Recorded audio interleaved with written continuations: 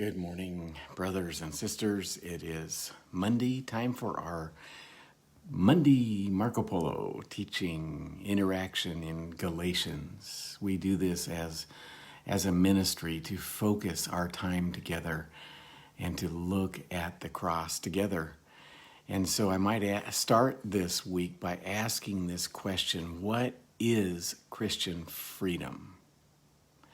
Now, if we say it's freedom from the old covenant law and freedom from habitual sin, that's true, but it's only partly true. What is the full truth of Christian freedom? That Jesus' death on the cross freed us to love and humbly serve each other. That's full Christian freedom.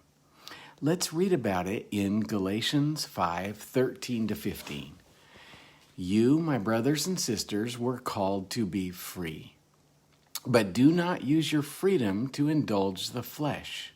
Rather, serve one another humbly in love. For the entire law is fulfilled in keeping this one command: love your neighbor as yourself. If you bite and devour each other, watch out, or you will be destroyed by each other. Now, when we first read these verses in Galatians, we might remember Jesus' answer. He was answering the question about which is the greatest command. Do you remember that?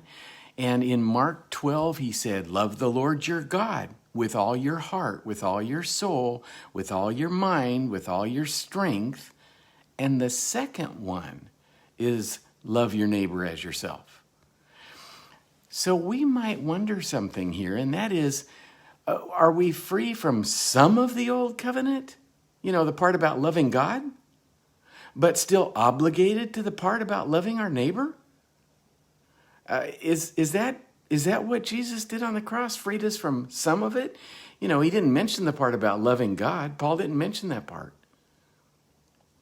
If we consider the context of this passage, we are going to find that Paul does not point us back to the old covenant. That's not what he's doing. He's pointing us to the new covenant that Jesus instituted through his death and resurrection. Remember that before Jesus died, do you remember this? He instructed his disciples, a new command I give you. A new command. Love one another. As I have loved you, so you must love one another. By this love, everyone will know that you are my disciples if you love one another. And later, John reiterates the same truth in 1 John 3:23, and he says, and this is his command: to believe in the name of his Son, Jesus Christ, and to love one another as he commanded us in the new covenant. So we understand then that Paul is, when he's speaking of fulfilling the law, he's about loving our neighbor. He's not pointing back to the old covenant. He's referring us to the new covenant. In the old covenant, the law was an external list of rules to guide God's people, to curtail their behavior, as it were, but it could not change hearts. This is the law that Paul says we are freed from, the old covenant law.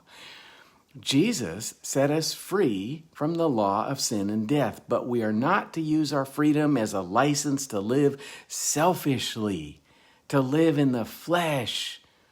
Instead, we are to look to the cross of Calvary and remember Jesus' love for us. Remember how he loved you. And what do you see when you look at the cross? You see Jesus humbling himself. He humbled himself from God to man, from man to servant. He humbled himself from servant or slave to a criminal's cross. He humbled himself to the pouring out of his blood, to the breathing out of his Spirit for you. He was humbly serving you in love, forgiving you of every sin, canceling your debt completely, freeing you from all guilt entirely. And once we receive that love, out of the overflow of the love God pours into our hearts by his Spirit, we can now humbly serve others in love.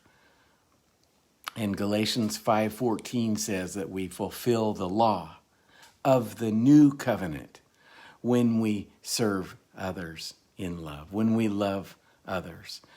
And by contrast, we destroy each other. We devour each other when we don't love. So question, do you see how remembering the gospel and not being distracted from it is essential to our life in Christ and to a healthy church? Keeping the gospel of first importance, keeping our eyes on Jesus and remembering his death and resurrection for us empowers, enables us to keep the mind of Christ and to humbly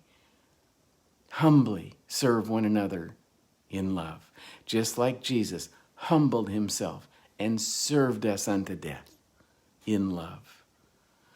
At the cross, he was humbly serving us, wasn't he? So humbly serving us. And this is how we fulfill the new covenant. We humbly serve one another in love. Question to think about and to talk about this week: how does looking at the cross free you to serve others humbly in love? How does that happen for you personally? Let's talk about it. I look forward to hearing from you.